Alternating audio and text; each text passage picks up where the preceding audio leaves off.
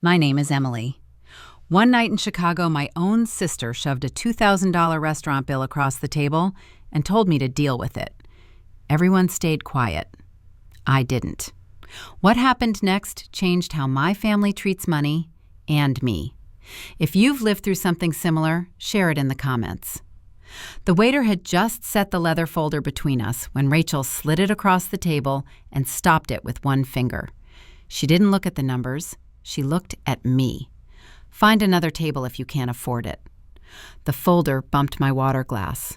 $2,000, bold at the bottom, before tax. Around us, forks paused. My parents stared at their plates. An aunt checked her phone. No one said my name. Marcus leaned back in his chair, eyes on the total. He didn't raise his voice. "Can we see the itemized bill?"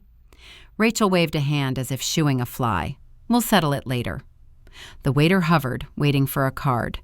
The menu was still open in my head. Dry-aged ribeyes, extra sides, 2 bottles I hadn't touched. The bill hadn't been split. The table had been ordered like a single person was hosting, which was new. I reached for my wallet anyway. Habit. The waiter shifted his weight. Marcus stayed still. "Just to be clear," he said, nodding at the folder, "that's everything?" Rachel smiled at him, thin and practiced. "Points cover most of it. The manager knows me." She said it fast, like a line she'd used before. The payment terminal on the server stand chirped and then froze. The screen pulsed, thinking, "Please wait for assistance." The words sat there while the room breathed around them. The waiter apologized and turned the screen toward us. A name flashed above the table number. Not Rachel's, mine. The reservation account was mine, the same one I used for work dinners when clients came through town. Rachel leaned forward and took the folder back, thumb pinning the corner. "That's a system thing," she said. "It happens." My parents looked up then, not at the name, at me. "You're good for it," my mother said. It sounded like a question.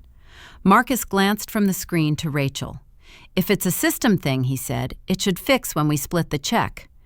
Rachel's jaw set. She pushed the folder closer to me again, closer than before, like she was testing how far it could go. "Don't make this weird." The waiter cleared his throat and stepped away to find help. The terminal kept asking us to wait. Chairs scraped behind us. Another table laughed. A server refilled a wine glass that wasn't mine. I slid my card halfway out and stopped. The name on the screen didn't change.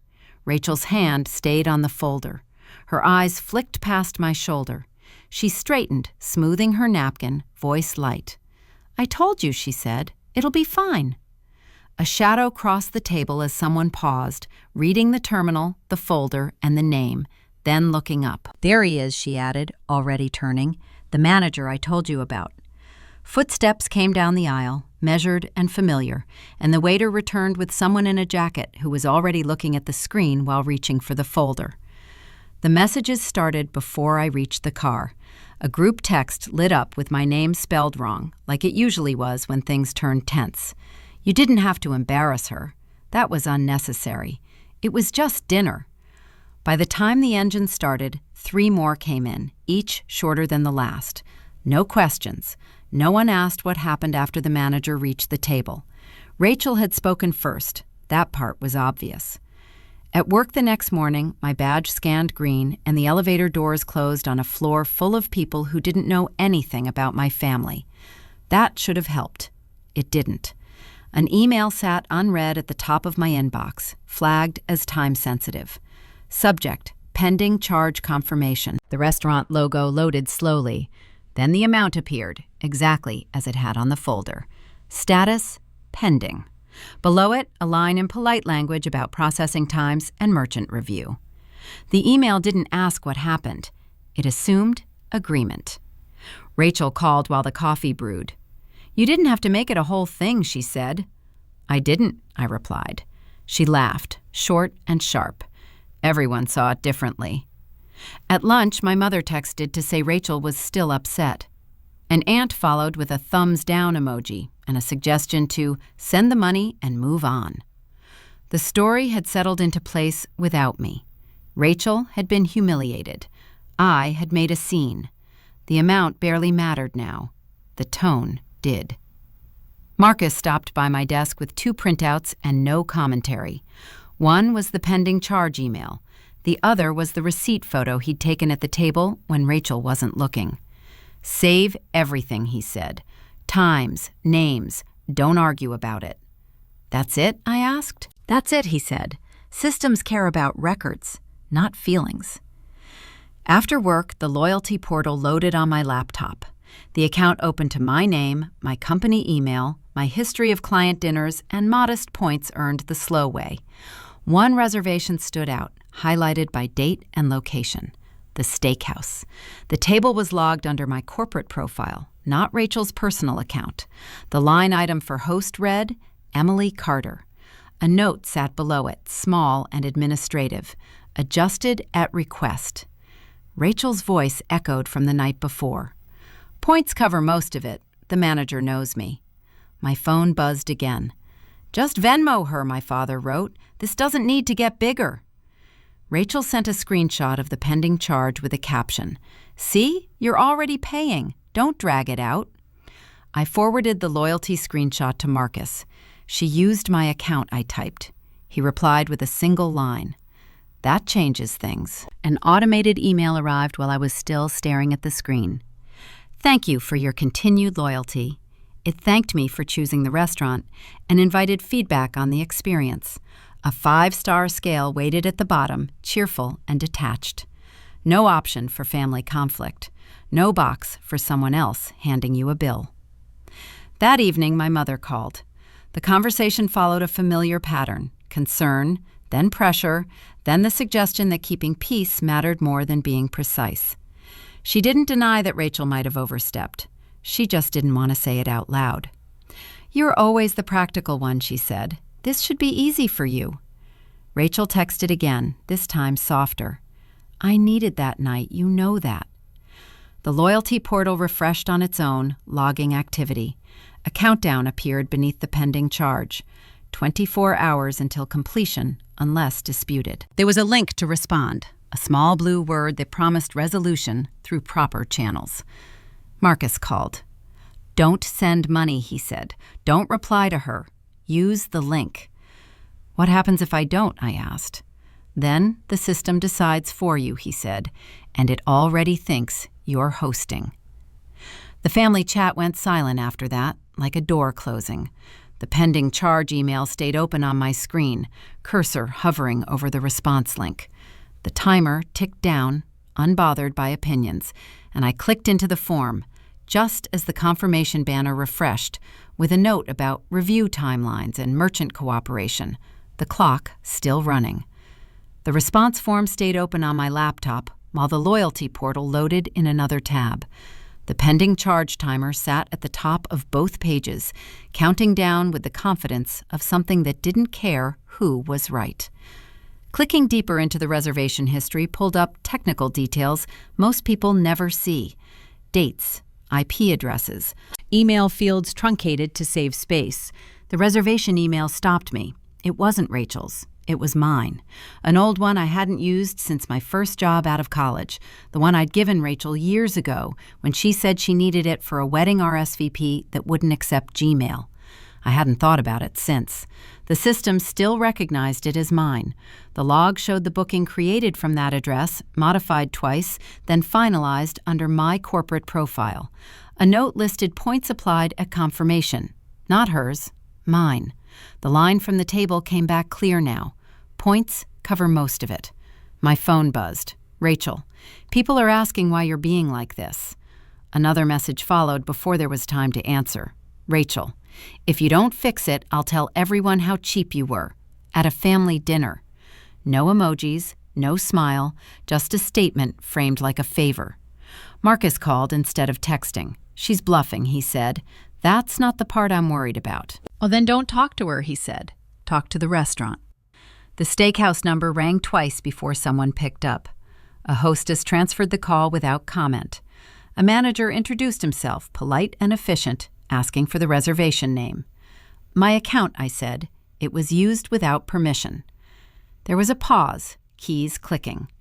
"I see the booking," he said. That table was placed under a loyalty profile.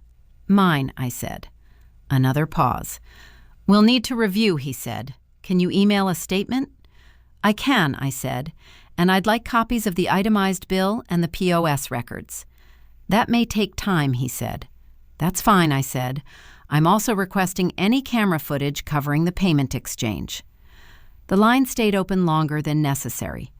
I'll note the request, he said. An automated email arrived before the call ended. Your request has been received. The subject line thanked me for my patience. Rachel must have noticed the shift right away. The family group lit up again, this time louder. She's calling the restaurant now. She's escalating. Why can't you just drop it? Rachel called, then texted when the call went unanswered. Rachel, are you serious right now? Marcus sent a screenshot of the reservation log with the email highlighted. Forward this, he wrote. Not to her, to the restaurant. Another message came through from Rachel. Rachel, you're making me look bad. I forwarded the screenshot to the manager's email along with a short note. No explanations, just dates, times, and the email address circled in red. The reply was immediate. Thank you. We are reviewing internally. Rachel switched tactics. She called my mother. My mother called me. This is getting out of hand, she said. I'm handling it, I said. Rachel said you're accusing her of stealing, my mother said. I didn't use that word, but that's how it sounds. The loyalty portal refreshed again. The reservation status changed from confirmed to under review. A new note appeared beneath it. Access pending investigation. Rachel texted once more. Rachel, if this ruins things, that's on you. The manager emailed again, asking for confirmation that the email address belonged to me. A verification link followed, routine and impersonal. Click to confirm ownership. The system didn't care who cried at the table. It wanted boxes checked. I clicked the link. Another automated message followed, thanking me for helping maintain account integrity. Rachel's tone shifted within minutes. A cousin messaged to ask why the restaurant was calling around. An aunt suggested a family meeting. My father asked if I'd spoken to a lawyer. Rachel called again. You went behind my back, she said. I contacted the merchant, I said. That's the same thing. It's not. You're trying to punish me. I'm documenting what happened. The manager's name popped up in my inbox again, this time with an attachment request. Please provide any additional documentation. I attached the receipt photo Marcus had taken and the screenshot of the reservation log. The send button hovered for a second before I pressed it. A read receipt appeared almost immediately. Rachel's message came through as the email sent. Rachel, everyone knows now. Another followed. Rachel, you better be ready for the fallout. The pending charge timer kept running. The investigation status stayed the same. The system acknowledged the submission with a final automated note, calm and distant, while the family chat filled with opinions and accusations, and my phone vibrated again with her name on the screen as the restaurant flagged the account and the pressure tightened from every direction at once. The charge posted while the email thread was still open. The pending label disappeared, replaced by a completed timestamp and a transaction ID. $2,000 left my account without ceremony, like it had always belonged to someone else. Rachel didn't wait long to mark the moment. She sent a screenshot to the family group, cropped tight around the paid status. Finally did the right thing, she wrote. A thumbs up followed from my father. My mother added a heart. Someone said thank you. The story was over, apparently. The ending had been agreed on without me. At work, a meeting request appeared before noon. No subject line, just a conference room and a time. The compliance manager sat across from me with a printed copy of the transaction and a neutral expression that never changed. This came through a corporate-linked profile, she said. Personal expenses can't run through those accounts. It wasn't personal, I said. It was misused. She nodded, the way people do when the words are familiar, but the situation isn't. We're flagging the account while we review, she said. Temporary. Temporary didn't mean harmless. Access to client bookings paused. Approvals rerouted. A note attached itself to my name in the system. Nothing dramatic, just enough to slow everything down. Marcus waited outside the room. He didn't ask how it went. He handed over a coffee and walked with me back to my desk. "They took the money," he said. "They took more than that." He didn't argue. He opened his laptop and pulled up the restaurant's reply, the one I'd missed during the meeting. "We regret to inform you that POS camera footage from the evening in question is unavailable due to routine system overwrites." Routine. The word sat there, neat and final. The one angle that mattered had vanished on schedule. Rachel called as soon as she heard about the flag. The call went unanswered. She left a voicemail instead, bright and confident. "I hope this taught you something," she said. "Next time, just talk to me." Another text followed. "Everyone's exhausted by this." Marcus closed his laptop. "This is the pattern," he said. "She pushes, you absorb, she reframes, and everyone thanks you for keeping things smooth." "I know," I said. "You always know," he said. "You just wait too long." The loyalty portal updated again. Access restricted. A message explained the limitation and suggested contacting support for assistance. The system apologized for the inconvenience. It always did. The family group stayed active all afternoon. Plans resumed, a birthday dinner scheduled. Rachel volunteered to organize it. Someone joked about splitting the check ahead of time. No one tagged me. An email from the restaurant arrived near the end of the day. "Following internal review, we confirm the charge was processed under your profile. We are unable to reverse completed transactions at this stage." Below it, a satisfaction survey asked how the resolution went. Rachel texted again. "Rachel, see? It's done." Another message appeared before there was time to respond. "Rachel, let's not drag this out." Dragging it out had never been my move. Letting things settle had been. Letting people take credit for calm they didn't create. Marcus pulled up an old folder on his screen, one I'd sent him months ago when he helped with a work project. Inside were receipts from past dinners, split payments, partial refunds, adjustments that never quite balanced. "This isn't new," he said. "You just never lined it up." The realization didn't arrive as a feeling. It arrived as a list. Dates, amounts, patterns. Each time, silence had made things easier in the moment and harder later. The compliance note triggered another email, this one from IT, outlining access limits and review timelines. No accusations, just process. The clock reset itself around me. Rachel called my mother again. My mother texted. "She says you're trying to punish her." I didn't reply. Instead, folders opened, screenshots saved. Email headers expanded to show routing details. Reservation logs downloaded. The old email address copied and labeled. The receipt photo from the table moved into a new directory. Marcus watched without comment. The system sent another automated message confirming receipt of supplemental materials. It promised updates. It offered thanks. Rachel's name popped up on my phone again, then disappeared when the call went unanswered. The family group quieted, waiting for the next cue. Files stacked up in a single folder, organized by date and source. Everything that had been scattered before now lined up in plain order. The charge stayed posted. The flag stayed active. Nothing resolved yet. The cursor hovered over a blank document titled Timeline. I started typing dates, then paused, added one more folder, and dragged the remaining receipts into it as the next notification chimed. Another reminder from the system that the review was ongoing and additional documentation could be submitted at any time, while I kept pulling records together, one after another, without stopping. The conference room calendar invite had no agenda, just a time block and 3 names from compliance. The room itself didn't need dressing up.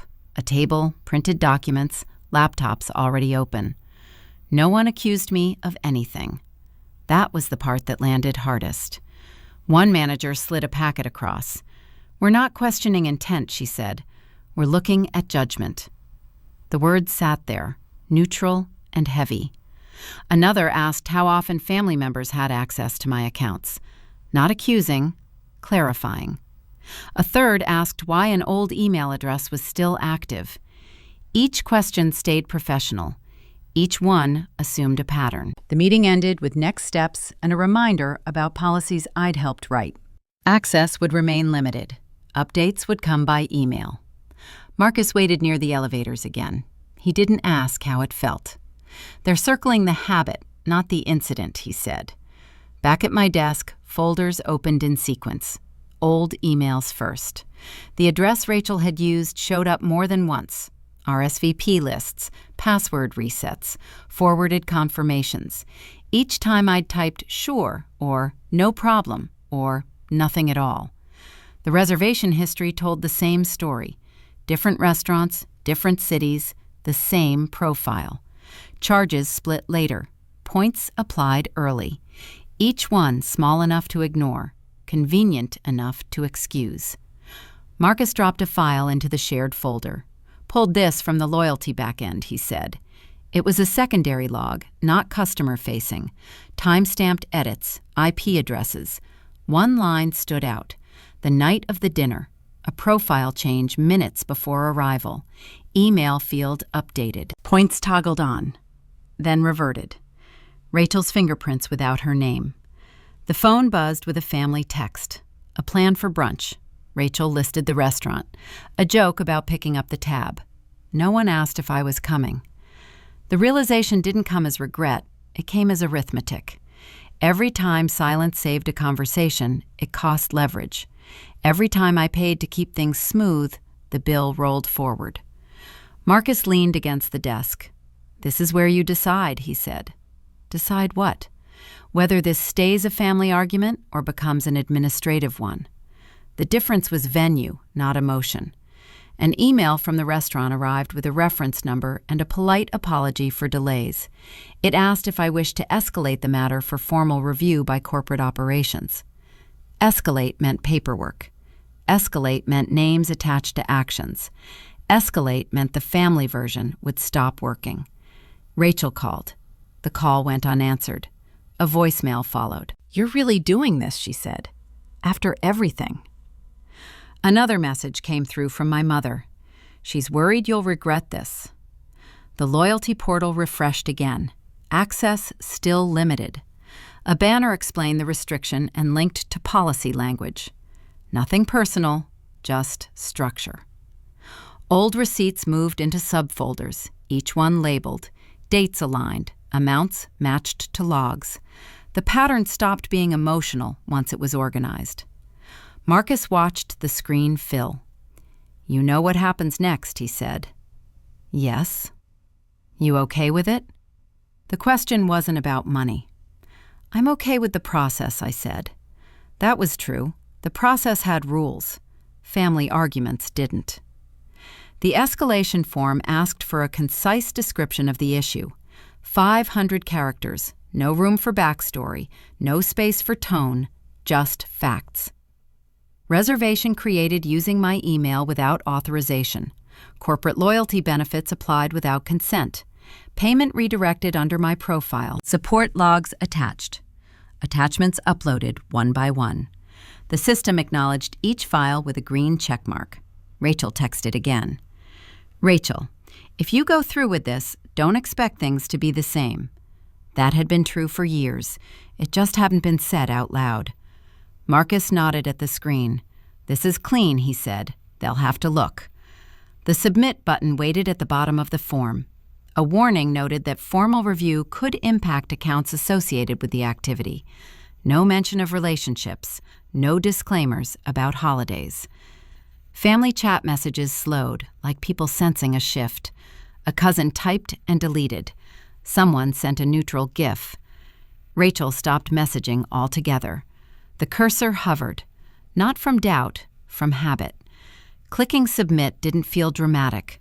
It felt administrative. The page refreshed and displayed a confirmation number. Processing times listed below. No guarantees offered. An automated email followed immediately. "Thank you for contacting corporate operations. Your case has been assigned." The system promised updates. It suggested patience. The file directory stayed open on my screen. Everything sat where it belonged now. Labeled, backed up, ready. Marcus stood. "Next move isn't yours," he said. That was the point. The phone stayed face down as another notification chimed, this one from the restaurant confirming receipt of additional materials, while the case number blinked at the top of the screen and the cursor moved back to the folder to add one more document before anything else could interrupt. The update came through the corporate portal first, not an email, a banner across the top of the loyalty dashboard, pale and official. Access temporarily suspended during active review. No apology this time, just a notice and a reference number. A second message followed within minutes, this one from corporate operations, longer and colder. It outlined the scope of the investigation.